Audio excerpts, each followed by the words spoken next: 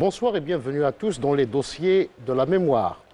Vers la fin du mois de juin 1958, les responsables du Front de Libération Nationale ont fait une déclaration au Caire, je la cite, « Si le nouveau gouvernement français poursuit la même politique de ses prédécesseurs, le Front de Libération Nationale portera la guerre sur le sol français. » Et la guerre sera portée effectivement sur le sol français en août 1958. En effet, le 25 août 1958, à minuit, la Fédération de France du FLN, en accord avec le Comité de coordination et d'exécution, le CCE, engage un second front armé sur le territoire français. Front engagé grâce au groupe de choc et à l'organisation spéciale de la Fédération de France du FLN. En plus des cibles militaires et de police, des sites d'activités stratégiques et économiques sont ciblés. Pour revenir sur l'histoire des actions d'éclat que le Front de Libération Nationale avait engagées en France, j'ai le plaisir de recevoir un homme exceptionnel au parcours tout aussi exceptionnel, le Moudjahid Abdelkader Bakhouch, ancien membre de l'organisation spéciale de la Fédération de France du FLN. Monsieur Abdelkader Bakhouch, bonsoir et bienvenue au dossier de la mémoire. Je vous remercie de l'invitation et c'est grâce à vous, fort possible, que la situation sera bien connue par le peuple algérien. La Fédération de France a contribué efficacement à la guerre de libération. La création du FLN en 1954, l'un des premiers responsables de la Fédération de France nommé par Sibou Diaf, c'était Terbouch Mourad. Parce qu'ils ont nommé Sid Doum Ahmed, c'est Ahmed Doum a laissé Terbouch parce qu'il était plus âgé que lui. Et de là, la Fédération de France a continué à œuvrer, à structurer l'immigration algérienne. Nous étions 320 000 ou 420 000 Algériens sur le territoire français et l'Europe. Le FLN a commencé à s'organiser d'une manière très efficace, en bon terme et en bon exécutant les directives du CCE.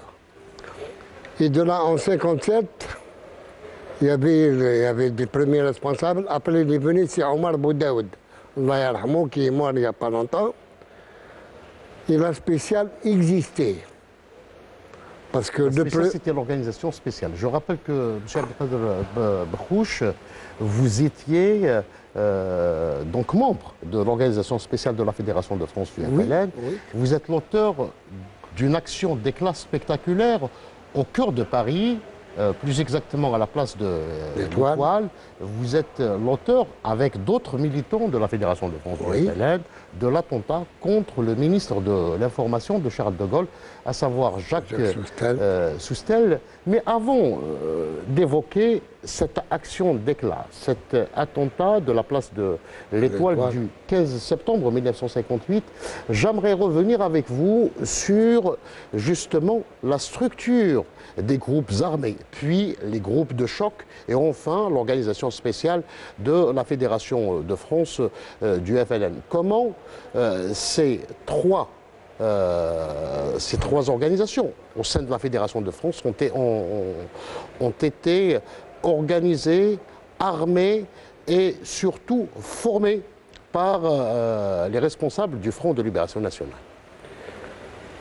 Effectivement, parce que la structure a commencé, le FLN a déclenché depuis 1954. Mais en 1957, il y a eu le quadrillage. Le quadrillage et la structuration de tous les Algériens au sein du FLN. J'ai fait partie du groupe de choc, du groupe armé et du groupe armé à la spéciale. La spéciale, c'est une organisation souveraine. Elle dépend directement de deux responsables. C'est Omar Boudaoud. C'est-à-dire du comité fédéral à l'époque. Comité fédéral, oui, le comité fédéral, mais le principal responsable, c'était Rabah Bouaziz. Et son adjoint, que nous étions en contact permanent avec lui, Aït al-Mukhtar Nasr al-Din Dimajid. C'est lui qui était en contact avec les éléments de la spéciale. La spéciale, nous n'étions pas nombreux.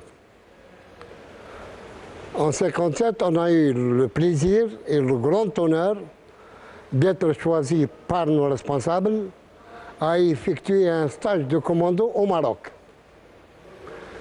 Nous étions 12 éléments que nous avons subi un stage très actif, armement, cross combat, judo, etc.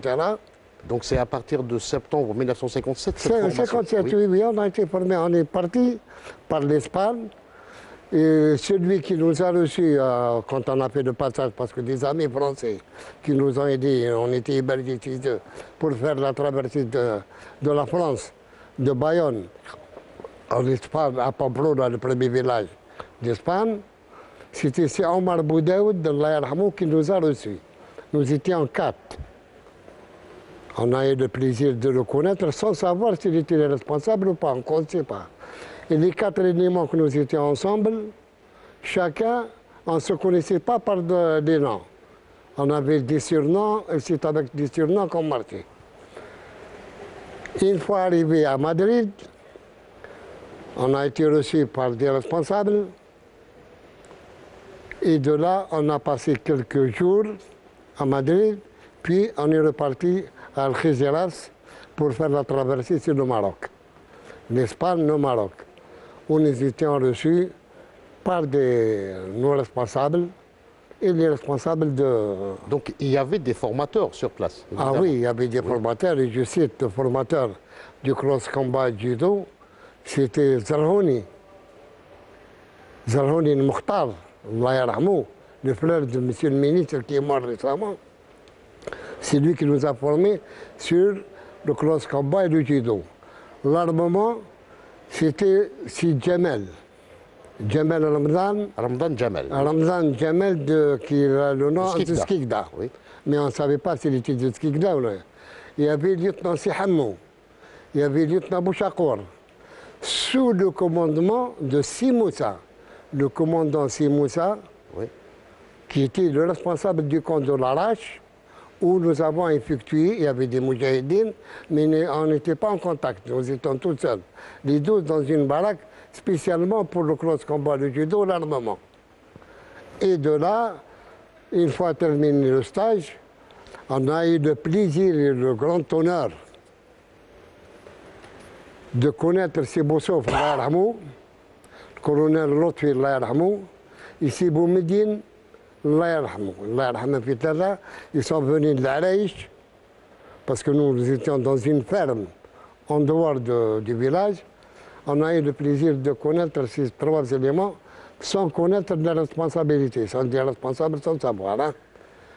Une fois le stage terminé, on a eu... Le stage a duré combien de temps? Il est resté 4 mois. 4 mois. On est resté au moins 4 mois. Nous sommes partis le mois de septembre 57 et on est revenu le 58. Alors le chemin du retour, vous avez fait le même trajet? Le même trajet, effectivement, le même trajet, mais plus organisé. Parce que nous connaissons très bien le chemin, on sait pas mal, parce que le FLN et l'organisation spéciale, et les responsables, nos responsables, sont très actifs et très dynamiques, et très compétents dans nos domaines. Alors, vous arrivez en France, bien formé. La Fédération de France était bien structurée à l'époque. On est au début de 1958. Oui, toutes ces structures étaient mises en place sur tout le territoire français. Oh. Est-ce qu'on vous a demandé de vous mettre en action ou bien d'attendre des instructions bien précises? C'est-à-dire des instructions bien précises venaient de Sir Omar Boudaoud, Allah yarhamou, de Rabah Bouaziz, Allah yarhamou, Saïd, et notre responsable direct, c'était Aït al-Mukhtar Nasr al-Din Dimajid. C'était lui qui était en contact, parce que nous étions que 12 avant de faire le stage. Le premier stage de commando effectué, nous étions 12. Je peux vous citer des noms. Al-Ashra Matou, Allah yarhamhum, Moutrabi, malgré les condamnations à mort par les tribunaux français, etc. Nous sommes encore 2 vivants. Il y a Mouloud al-Raghi, Mouloud, il y a Bakhouch Abdelkader, Di Issa. Nous sommes que 2 vivants du premier groupe effectué le stage de commando. Alors, cette décision d'aller vers l'engagement d'un second front le 28 août, le 25 août, le 24 et 25. Et 25, dans la nuit du 24 août 1958, à minuit d'ailleurs. Oui. Est-ce qu'en tant que membre de la spéciale, de l'Organisation spéciale de la Fédération de France, on vous a informé à l'avance, ou bien on vous a désigné un certain nombre de cibles? Nous, on avait, c'est-à-dire, il y avait des groupes, c'est-à-dire parmi les 12, il y avait des éléments qui sont pour les attentats des personnalités ciblées. Ciblées, oui, oui. Ciblées et condamnées, évidemment. Ah oui, condamnées par le GPLA, par le CCE. Le CCE. Nous avons des instructions d'abattre. Nous connaissons les personnes parce qu'il y a pas mal d'éléments. Et je saisis la bonne occasion d'aujourd'hui en vous remerciant. Le premier attentat historique en France, c'était de Mohamed Ben Saddouk. Ben Saddouk, oui. En le 26 mai 1957, il y avait la fin de la Coupe de France. Parmi les traîtres existants, il y avait un certain Ali Chikel. Ali Chikel qui avait défendu le principe de l'Algérie française à l'ONU, donc elle a été condamnée par le FLN. Elle a été condamnée et abattue. Parce qu'il y avait 4 sorties. Il est sorti du côté de Mohamed Ben Saddouk. Le président René Coty, il est parti et lui a suivi. Mohamed Ben Saddouk lui a donné une balle. Là, on est en 1957, c'est-à-dire bien avant l'ouverture du second front, oui. Officiellement. Effectivement. Donc, alors, dans la nuit du 25 août, il va y avoir quand même des actions spectaculaires en France. Il y a eu 383 attentats sur le territoire français. De Brest à Marseille, 380 attentats organisés par la Fédération de France. Parmi nous, l'organisation spéciale, on avait des éléments du groupe de choc, des groupes armés, qui ont effectué avec nous les attentats, parce que nous, on ne peut pas être sur tout le territoire français. Et nous, spécialement, on avait l'économie et les personnalités de l'Algérie française. On avait leur liste, leurs connaissances. À toute heure et à toute minute, on les abattait. Parce que nous étions armés H24. Le plus grand attentat, c'était l'action de Moripiane. Moripiane à Marseille. À Marseille.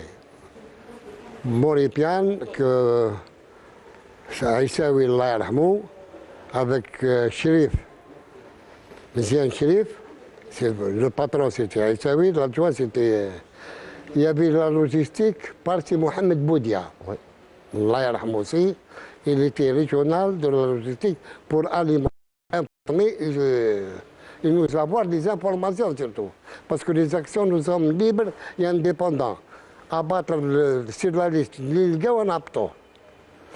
Ou l'attentat, il y a eu l'attentat contre Ben Habils, oui. L'attentat contre Robert Abdelam, il y avait l'attentat contre Djibour.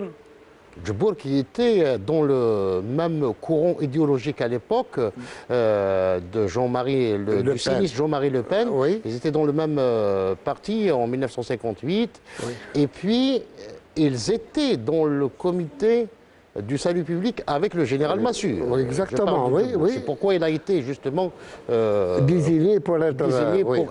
oui. Enfin, mais la Fédération de France a apporté une contribution très efficace à la révolution algérienne.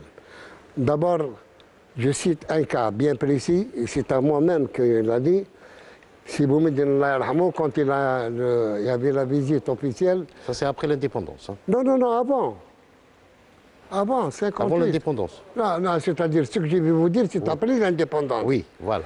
Mais lors d'une réception, il y avait Georges Marchais, secrétaire général du Parti communiste, qui l'a ramené avec Diab. Monsieur Diab m'a dit, Monsieur Bakhouch, la plus belle et la plus grande révolution, c'est la vôtre algérienne. Je lui ai dit, mon général, nous avons un petit peu copié sur vous, vous avez liquidé les Américains, la France, etc., devenu un peu. Il dit oui, mais vous, vous avez porté la révolution sur son propre territoire. Et vous avez pas mal d'ennemis que vous avez tués sur place, et les attentats contre les principaux responsables de l'Algérie française. Alhamdoulilah, Nasser Khan Kibir. Et quand on est arrêté en 1958, malgré les condamnations à mort, malgré tout cela, on n'a pas été exécuté parce qu'il y avait des échanges. Notre colonel Amiroch, avait 11 détenus entre ses mains. En disant en plein procès, parce que vous pouvez voir les archives de la Fédération de France et de la France elle-même, si un des éléments sera exécuté, 11 des vôtres seront exécutés.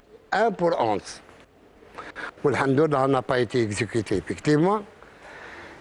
Et le rôle... Alors, Monsieur Bakhouch, est-ce que vous pouvez nous expliquer maintenant la différence entre ce qu'on appelait à l'époque les groupes armés, les groupes de choc et l'organisation spéciale?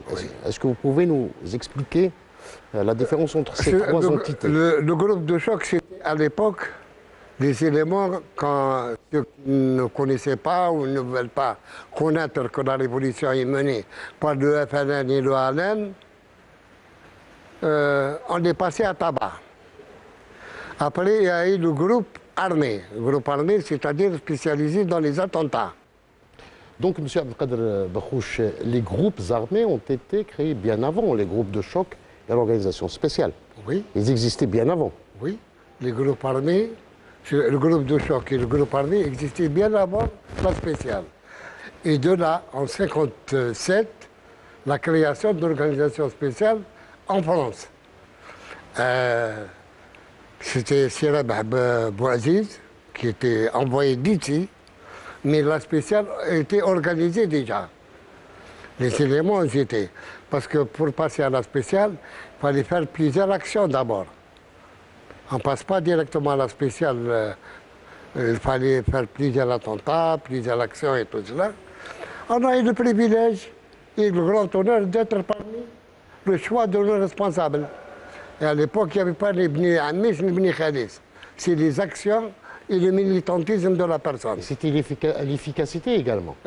Évidemment, parce que pour passer, on te donne les ordres d'abattre non pas un responsable, tu ne vas pas abattre un autre. Alors, cette organisation spéciale, officiellement, elle n'existait pas. Si, en 1957, elle existait. C'est-à-dire, elle était une organisation ultra secrète, je veux dire. C'est normal, parce que à part trois, deux et leur chef. On ne connaissait pas tous les militants, on ne se connaissait pas entre nous. Donc c'était le fameux système pyramidal. Donc... Pyramidal et structurel et beaucoup plus de sécurité. Parce que pour passer à l'élément spécial, c'est nos responsables, les chefs de wilaya, après de la cellule jusqu'au chef de wilaya, au comité fédéral, c'est eux qui suivent les actions. Et de là, on a eu peut-être le privilège d'être parmi les éléments de la spéciale de premier groupe. Parce que nous sommes de Marseille, de Lyon, de Paris, du Nord. Nous étions 12 à avoir été choisis par nos responsables pour faire le stage. Alors en septembre 1958, oui, vous serez désigné avec 5 autres membres de la spéciale de cibler le ministre de l'Information de Charles de Gaulle. À l'époque, c'était Jacques Soustel. Est-ce que vous pouvez maintenant nous expliquer comment comment vous avez préparé déjà cette attaque spectaculaire au cœur de Paris à l'époque? Une sélection a été donnée parce que Jacques Soustelle, il était gouverneur général ici en Algérie. Et de là, leur comité d'action, de soutien à De Gaulle, comité de salut public. En 1958, ils ont ramené De Gaulle au pouvoir. De Gaulle, croyant que le FLN et la LN, c'était uniquement comme le disaient, sont des flagas, sont des tueurs, sont des... Mais nous, en tant que membres de l'organisation spéciale, on avait des éléments qui étaient pour l'Algérie française, arabo-français, hein, parce qu'il y avait Pénaud qui était ministre des Affaires étrangères à l'époque de De Gaulle. Il était dans la liste. Bidault, Premier ministre, il était dans la liste. Debré, vous voulez dire? Non, Bidault d'abord, oui. Après Debré. Oui. Michel Debré, il est venu après Bidault. Oui. Et nous, tous ces éléments, ils étaient dans la liste pour les abattre. Alhamdoulilah. Nous étions 6 jeunes Algériens du commando, 6. Hein. Tous les matins, on a venu faire l'Irlande. À côté de l'Étoile, là où il y a le siège de Jacques Soustelle, qui était ministre de l'Information. Effectivement, il était le premier à abattre. Parce que d'abord, il ne s'appelait pas Soustelle, je crois qu'il avait un autre nom de famille. On lui a rajouté Jacques Soustelle un peu plus tard, je crois que c'est Ben Soustelle, je crois qu'il s'appelait.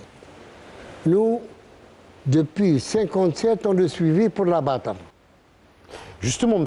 Abdelkader Bakrouch, vous avez déjà participé à une tentative d'attentat contre Soustelle à Lyon.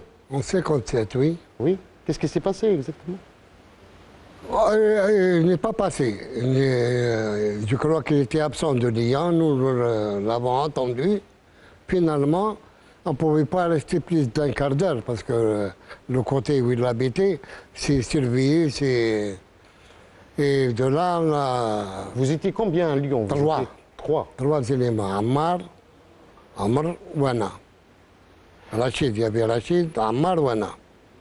Donc en 1958, on vous désignait également avec 5 autres membres de la spéciale, oui. De l'organisation spéciale de la Fédération de France du FLN, pour justement abattre Jacques Soustelle à Paris. À Paris, oui. Chose qui a été faite. Nous l'avons condamné avec beaucoup plus de précision, parce qu'il a fait beaucoup de mal en Algérie avant de partir, quand il était gouverneur général ici en Algérie, puis quand il a été nommé ministre de l'Information. C'était l'objectif, parce qu'il n'y avait que nous, les éléments de la spéciale, on était spécialisés pour les attentats contre les principaux responsables de l'Algérie française et l'économie française. On n'a jamais fait un attentat dans un café ou dans un train pour abattre la population ou toucher la population française. Alors, pour revenir maintenant donc, à cet attentat au niveau de la place de l'Étoile, oui. Comment on vous a organisé pour ne pas justement rater votre coup à l'époque? C'est-à-dire que nous étions 6 éléments qu'on allait tous les matins de 8 h en attendant l'arrivée de Soustelle pour rentrer dans son bureau. Dans au ministère de l'Information. Oui. Il ne vient pas. Tous les matins, nous étions 6. Après, c'était trop. 6 Algériens sur l'avenue Friedland, aller-retour, c'est trop. Après, nous étions que 3. Mouloud Raghi, Chirrouk et Bokhoch Abdelkader. Il passait par sa déesse, l'arrêt tilt. C'est là où Mouloud Raghi a tiré la balle. Une balle au revolver? Au revolver, 11-43. Et on a commencé à tirer au Doshken, on n'a pas eu. La voiture était blindée, lui il avait le gilet anti-balle. Chirrouk, Abdelhafid ou Raghi, Hakmoum sur le champ, on a Hakmouni 15 jours après. 15 jours après, mais vous, pourquoi vous avez raté? Parce que vous étiez formé pour ne pas rater ce type Mais malheureusement, d'attentat. Oui. on était formé pour tout, sauf pour la voiture blindée. Sa voiture était blindée, on ne savait pas. Nous, quand on a tiré sur la personne, il a tourné sur la tête, la balle a glissé, il n'a pas les mitraillettes, la stène du Sherlock et la mat 40 la voiture était blindée, on ne pouvait pas savoir le blindage. Alors, juste après, donc, il va y avoir l'arrestation sur place. Comment s'est déroulée l'arrestation de Dourari, il a été blessé avec Sherlock. Puis la police hakmoum. Moi, j'ai évadé, c'est-à-dire c'est-à-dire l'avantage de me débiler, comme ils disent. On ne m'a pas arrêté sur le champ, mais 15 jours après, on m'a arrêté. C'est une dénonciation. On ne sait pas comment que ça s'est passé. Et ils m'ont arrêté tranquillement. J'habitais chez le Hedi Bekouch, président des étudiants tunisiens, sans se connaître. Mais parce qu'on ne connaît pas. Lui, il connaissait le responsable. L'appartement où j'habitais, c'était la sienne, au 14e. Alors, on vous arrête et puis il va y avoir un procès, évidemment. Il y a les tortures d'abord. Ah oui? Ah oui, j'étais torturé pendant 7 jours. C'était où? À la rue des Saussets, chez la DST, Ouais. au ministère de l'Intérieur. 7 jours et 7 nuits, torture à outrance. L'électricité, eau, toutes les atrocités de la torture. On me dit, vous connaissez Ourari? J'ai dit non, je ne connais pas. Effectivement, je ne connais pas. Tu connais Miloud? Oui, je connais Miloud. Nous étions ensemble. Parce que on était arrêté, lui, il est arrêté avant moi. Pendant 7 jours et 7 nuits, les tortures à outrance. On m'a fait subir toutes les tortures pour dire c'est qui est le responsable, qui est le chef. Alhamdoulilah, Tani Rabbi al-Qawa et le courage. Je n'ai dénoncé personne. Après donc cet épisode de la torture, Transfert au présent. vous serez donc transféré en prison. Vous allez attendre un procès. Oui, il y a eu le procès, oui. Je crois, je ne sais pas, on nous a passé rapidement. Hein. Ça n'a pas duré 2 mois. Les instructions étaient à outrance, les juges d'instruction sur instruction, etc. On a passé même pas 2 mois. Et le premier tribunal militaire, c'était pour nous, la rue Cherche-Midi. Ouais. Pendant la période des procès, j'ai reconnu mes tortionnaires, 2 des tortionnaires que j'ai dénoncés, et ça fait un grand boom que la police française de la DST assiste au procès, etc. C'est pas leur loi, voilà. Ça a fait un grand boom, beaucoup plus que l'attentat lui-même. Alors, il y avait des avocats donc, du FLN il y avait tout le collectif. Vous ont assisté. Il y avait Sibn Abdallah, Allah yarhamou, Siddiq, Maître Vergès, Beauvillard, Claude Radievski. Il y avait tout le collectif. On vous a accusé de quoi? D'attentat directement contre Directement, oui, l'attentat. Soustelle. Oui, l'attentat contre Soustelle et d'autres. Et d'autres attentats. Et d'autres attentats qu'ils n'ont pas eu, mais ils ne connaissent pas. Ouais. Mais ils savent qu'est-ce que nous avons fait. Aïssaoui l'a arrêté à Marseille, avec Chérif Méziane. Ils les ont arrêtés à Marseille, et la logistique, c'était Mohamed Boudi, Allah yarhamou. On nous a, après, dans notre procédure sociale, ils ont ramené tout le monde. Tous les éléments de la spéciale, le commando que nous avons fait de stage ensemble. C'est là où on s'est connus, on s'est vu. Il y avait Omar Tazbint, il y avait Omar Tazbint, Allah yarhamou, mais ils sont tous morts, nous ne sommes que 2 vivants. Hein.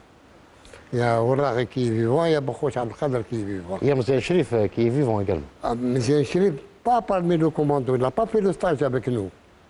C'était un élément, l'adjoint de Aïssaoui. De Aïssaoui. Oui. Et c'était à Marseille. Lui. À Marseille, lui, il était. Alors, l'attentat contre Soustelle, avait marqué les esprits à l'époque. Toute la presse française avait fait part de cet attentat. Donc, y compris De Gaulle. Oui, y compris De Gaulle, président qui avait de la réagi violemment suite à cet attentat. Enfin, il a dit ils ont raté sous terre. C'est bon, parce que la voiture était blindée. On ne pouvait pas savoir, nous, qu'elle était blindée ou pas. Mais l'attentat a fait son effet grandiose, parce que c'était un ministre de Gaulle, ministre que les Algériens, le commando, on lui a tiré à la place de l'Étoile.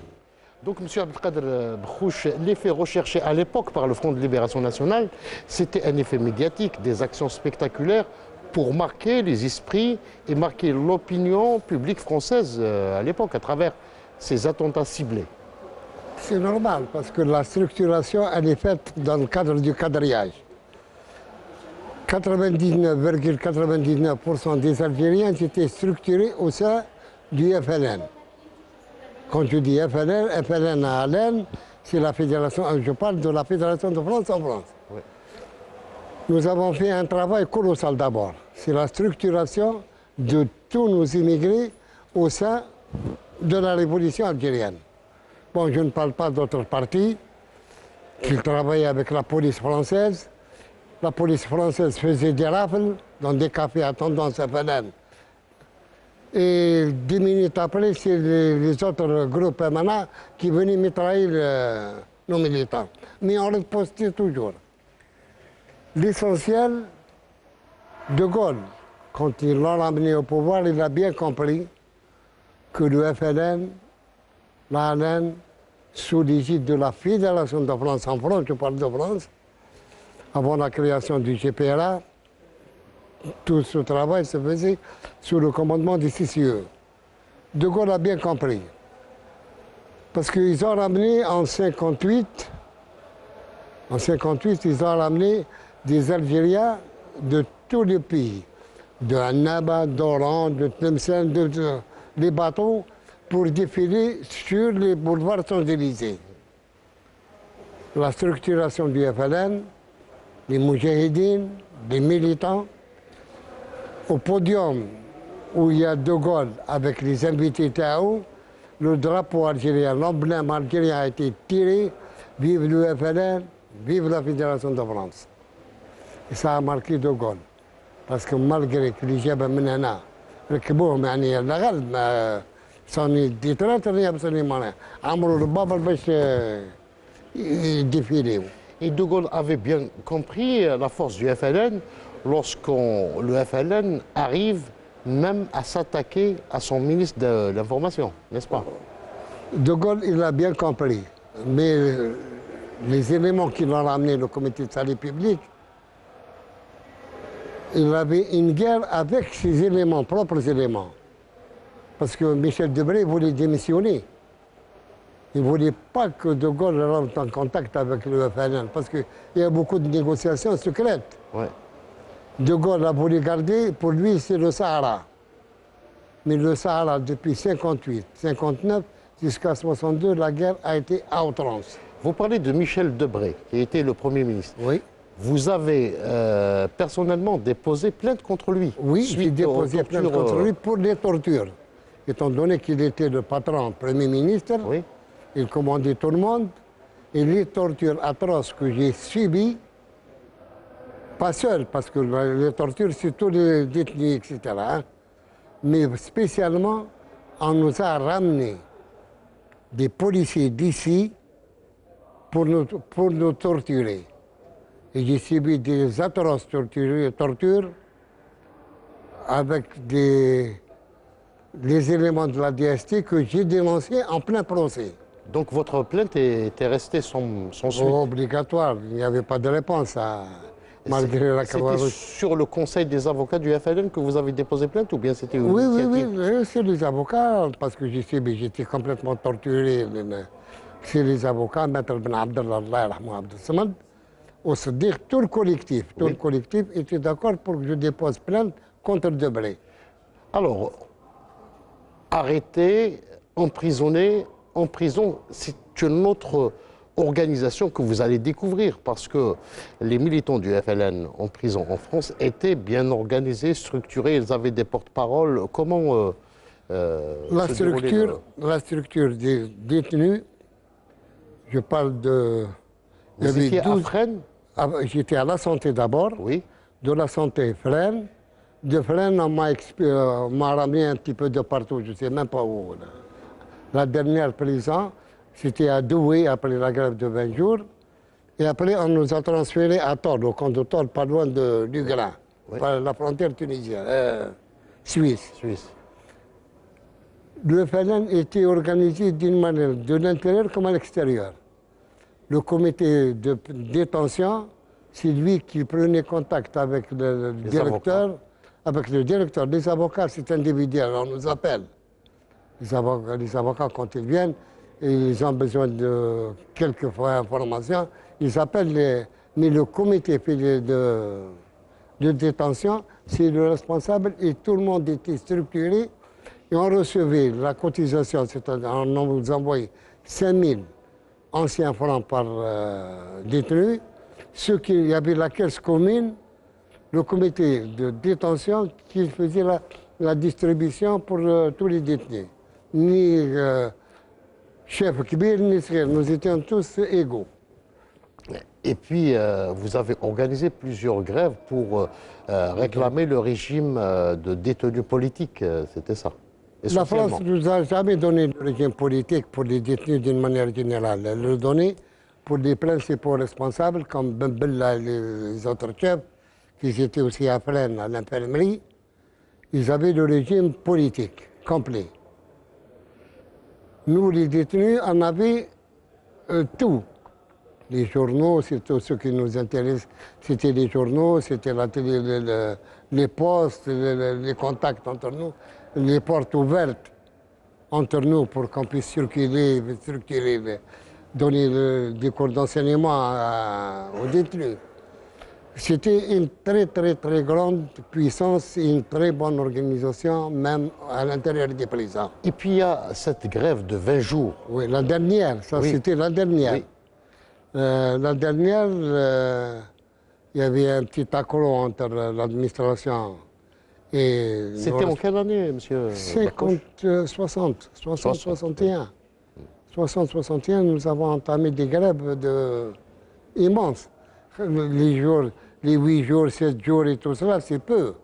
Mais la grève structurée sur le territoire français, c'était du 1er novembre jusqu'au 21 novembre. 20 jours de grève assistés avec nos ministres.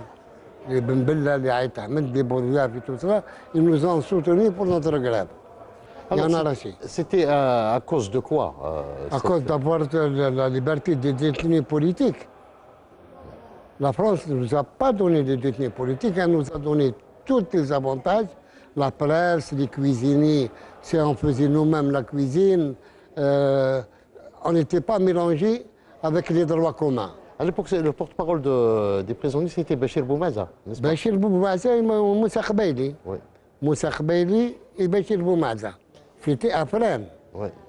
Mais Bachir Boumaza supervisait toutes les prisons, avec l'accord de la Fédération FLN. Alors, la Fédération de France du FLN reste quand même l'une des fédérations les plus structurées et les plus importantes sur tous les plans. Oui. Je me rappelle très bien lors d'une invitation, je rentre dans le détail, hein, une invitation de Sibou Medine à Ho Chi Minh. Ouais. Ho Chi Minh a envoyé le général Diap. Général Diap, il a ramené avec lui le secrétaire général du Parti communiste, Georges Marchais. Parti communiste français, il faut le préciser. Français. C'était à l'hôtel El Jazeir. À l'hôtel El Jazeir, M. Diap, j'étais avec Chiri Belkacem Allah yarhamou, Ben Yahya, j'étais des ministres, des membres du Conseil de la Révolution. Du haut responsable de la Révolution et de la FLN.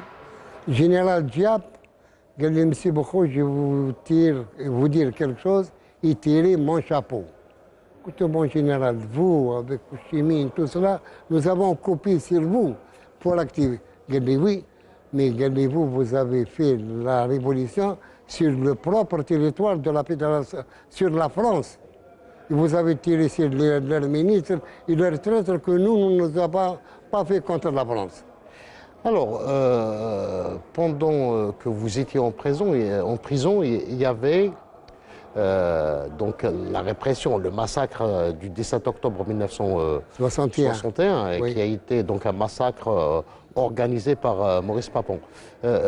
Maurice Papon était sur la liste.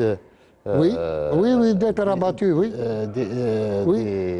Donc établi par le FLN. Oui, par le FLN, étant donné que Papon était préfet de région ici en France, de Constantine. Oui, oui. Il était préfet EGAM. Oui. Il supervisait tout l'Est en tant que préfet. Oui.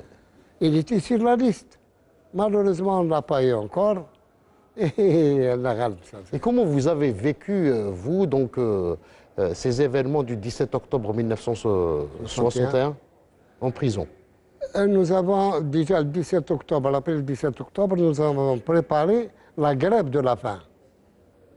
Parce qu'après le 17 octobre, il y avait le 1er novembre, et c'est là où nous avons déclenché 12 000 détenus sur le territoire français, ont déclenché la grève de la faim de 20 jours. Et ça a été C'était en réaction au massacre de massacre, oui, au massacre et en même temps avoir des droits. Parce que même De Gaulle a compris un petit peu la situation. Il y avait des contacts internes, c'est-à-dire secrets entre le FLN et le gouvernement français. Et De Gaulle. Parce que le gouvernement français sont tous des Algérie française. Alors, un mot sur également les cotisations au sein de la Fédération de France, parce que c'était un aspect important au niveau de cette fédération. Selon les informations et les responsables, nos responsables politiques et financiers, parmi la Fédération de France, les 5 membres, il reste que Ali Haroun, qui est vivant, les autres sont morts. Les cotisations, le simple paye 5 000 ou 10 000, je ne sais pas combien qu'il paye par mois. Et cet argent, 1 milliard de centimes rentrés au GPRA par mois. Tout frais payé, les détenus, les 5 000 envoyés, les avocats, tout cela, payé et 1 milliard de centimes rentrés par mois en Algérie, par les cotisations FLN. Donc il y avait quand même un énorme sacrifice de la part des travailleurs algériens immigrés dans des conditions terribles. Non, les immigrés étaient structurés, de la cellule jusqu'au chef de wilaya. Alors qu'ils n'étaient pas structurés au sein du FLN. Il y avait d'autres partis.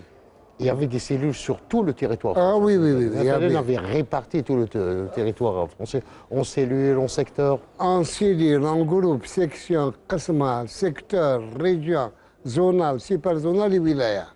Il y avait une structure comme ici en Algérie. C'est les mêmes directives. Les mêmes directives, quand ils les donnaient ici en Algérie, sont données en France. C'est Omar Boudaoud et les membres du CNRA. Oui. Les 5 membres du comité fédéral, ils sont membres du CNRA. Et toutes les instructions là sont données, prises en charge par le CNRA lors de la réunion, mais le Front Libération nationale en France a porté sa véritable contribution sur le problème action militaire, action économique et action financière. Parce que pour ramasser 1 milliard de centimes, anciens francs, pour l'envoyer en Algérie, il fallait être vraiment très solide et très structuré. Alors, solide et solidaire également. Oui. Il y avait une grande solidarité entre les militants. Entre les militants, et on ne pouvait pas dire, toi tu es Doran, l'autre de Annaba, tu es Kabyle ou Chaoui, même nous. Nous sommes tous sous l'égide du FLN et de la LN. Tu ne peux pas dire que tu es de Annaba ou de Mkanj, même nous. C'était strictement interdit de dire que tu es de... Et on ne se connaissait pas par le véritable nom. Moi, je parle spécialement de la spéciale. Oui. La spéciale, nous étions 12 qui avons fait le premier stage de commando au Maroc. Oui. Parmi les 12, malgré les condamnations à mort... Puis la spéciale, c'était un moment bien précis, hein, l'organisation spéciale de la Fédération de France du FLN. Après toutes ces éléments ont été actions arrêtés. de 58, oui. Après les 383 attentats le 24 septembre, le 24 août 24 août, oui. Tous les éléments ont été arrêtés, la plupart d'entre eux ont été arrêtés. Malgré les condamnations à mort, la France n'a jamais exécuté que l'un de nous, de la spéciale, parmi le groupe de 12. Hein. Oui. Maintenant, il y a d'autres frères qui ont été exécutés, y compris les Marocains, les Tunisiens exécutés, mais nous, membres des 12 de l'organisation spéciale que nous avons subi un stage de commando, personne d'entre nous n'a été exécuté malgré les condamnations à mort. Alors, une dernière question, M. Bakhoch Abdelkader. Avec le recul, comment vous voyez cet épisode important de la lutte du peuple algérien pour sa libération, lutte qui a été portée au cœur même de la force colonisatrice? La force, c'est que nos dirigeants, à l'époque, il y avait le TPRA, après 58, il y avait le TPRA. Les mots d'ordre sont exécutés à la lettre, soit à l'intérieur ou à l'extérieur. Quand je parle de la Fédération de France, il y avait l'Allemagne, il y avait la Suisse, il y avait la Belgique, l'Italie, tout cela rentrait sous le cadre de la Fédération de France. Et c'était M. Omar Boudaoud qui était le patron. Oui. Parmi les 5, la 4, si Ali Haroun peut vous donner plus ample information sur la situation politique et financière. Moi, en tant que commando, en tant qu'officier de la HLN, avec mes camarades, avec mes frères qui sont morts, on appliquait strictement les directives. On allait pour abattre quelqu'un, ce n'est pas celui qui est à côté. On n'en touchait pas. Voilà, je vous remercie, M. Abdelkader Bakhoch, d'avoir accepté notre invitation. Je rappelle que vous êtes un ancien moudjahid, un ancien membre du groupe de choc et de l'organisation spéciale de la Fédération de France du FLN. Je tiens à remercier également toutes celles et tous ceux qui m'ont aidé à préparer cette émission. Je remercie les responsables du Musée national de l'armée. Merci et à bientôt.